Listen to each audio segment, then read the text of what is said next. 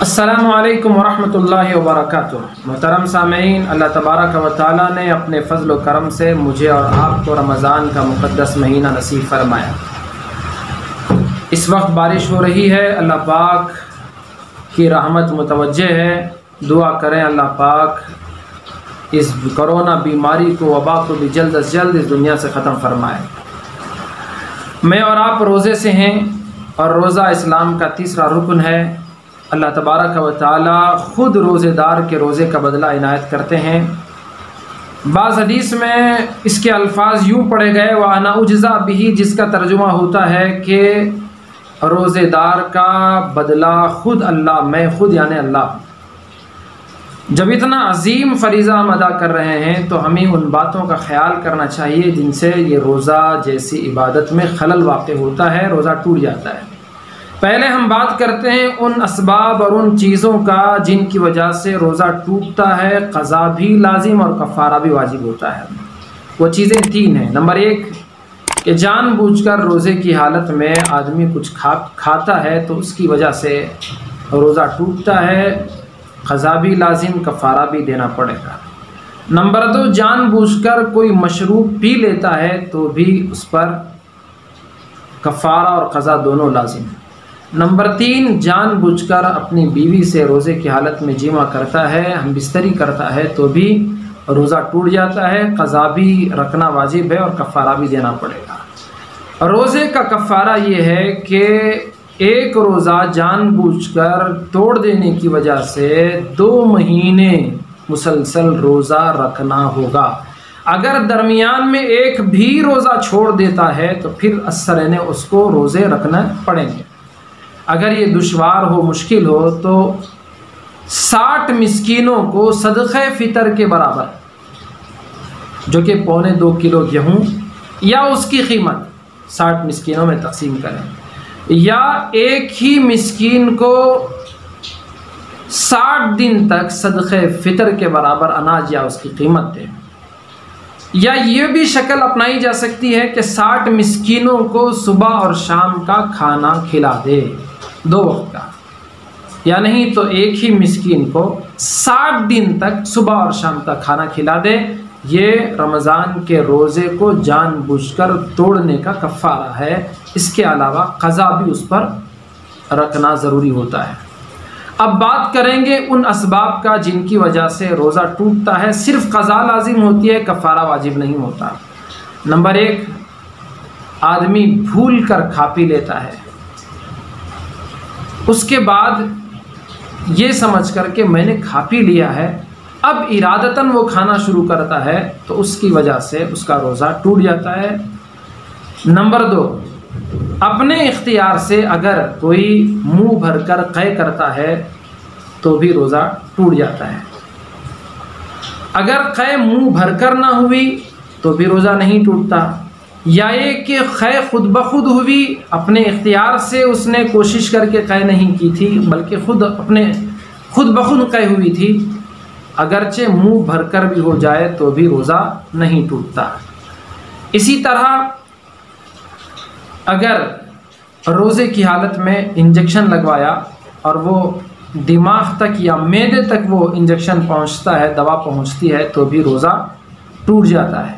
اگر انجیکشن کا اثر دماغ یا معدے تک نہیں پہنچتا تو ایسی صورت میں روزہ نہیں ٹوٹتا۔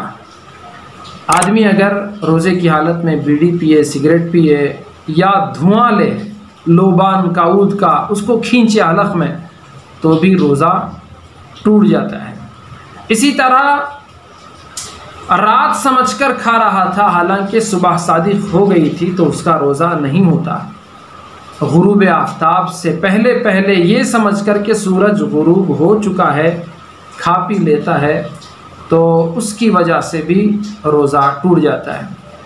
اگر کوئی اپنی عورت سے بوس و کنار کرتا ہے، اس حالت میں شہوت سے انزال بھی ہو جاتا ہے تو اس کا بھی روزہ ٹوٹ جاتا ہے۔ اگر کسی نے مشتزنی کی جس کی وجہ سے انزال ہوا تو بھی روزہ ٹوٹ جاتا ہے۔ اور یہ یاد رہے، بیوی سے بوس و کنار کرتے وقت اگر انزال نہیں ہوتا تو روزہ نہیں ٹوٹتا۔ اسی طرح مشدنی کی صورت میں بھی اگر انزال نہیں ہوتا تو روزہ نہیں ٹوٹتا۔ اگر عورت کو روزے کی حالت میں حیض شروع ہو جائے، پیریڈ شروع ہو جائیں یا نفاس آ جائے تو ایسی صورت میں عورت کا روزہ فاسد ہو جاتا ہے۔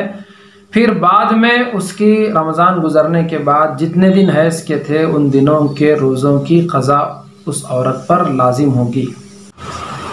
ایسے ہی اگر کلی کی وضو ہو یا غسل میں ہو تو اس میں 1-2 قطرے حلق میں اتر گئے تو بھی روزہ ٹوٹ جاتا ہے۔ اس لیے روزے کی حالت میں مبالغے کے ساتھ کلی نہیں کرنا چاہیے، یعنی غرغرہ کر کے اس طرح سے کلی نہیں کرنا چاہیے۔ ہاں، بات کرتے ہیں ان اسباب کی جن کی وجہ سے روزہ نہیں ٹوٹتا لیکن اکثر لوگوں کو اس پر شبہ رہتا ہے۔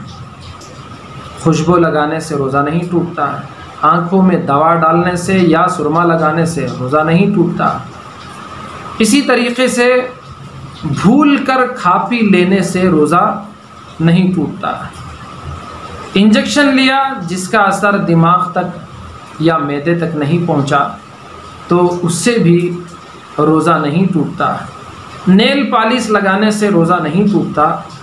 ہاں، نیل پالش لگانے والی عورتوں کو یاد رہنا چاہیے کہ وضو ان کا نہیں ہوتا، جب وضو نہیں ہوتا تو نماز نہیں ہوتی، اس لیے فوراً اس کو نکال دیں، پھر وضو کریں تو ان کا وضو ہوتا ہے، پھر نماز ان کی درست ہوتی ہے۔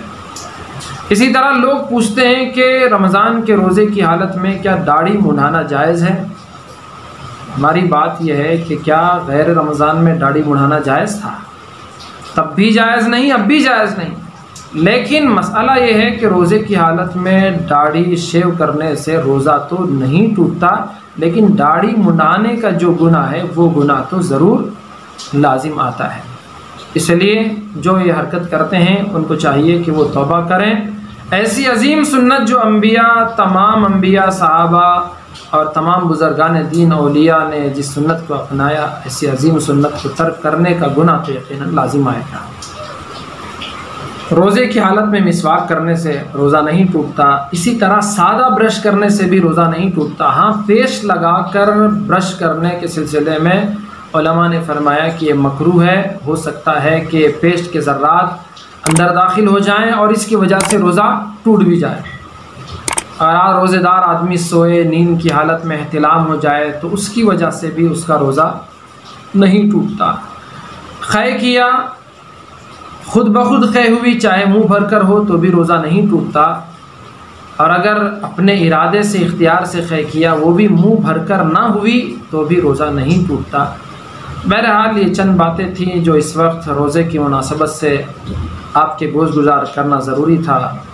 دعا کریں کہ اللہ تبارک و تعالی اس کو قبول فرمائے، ہمارے روزوں کو اللہ پاک قبول فرمائے، آمین۔ السلام علیکم ورحمۃ اللہ وبرکاتہ۔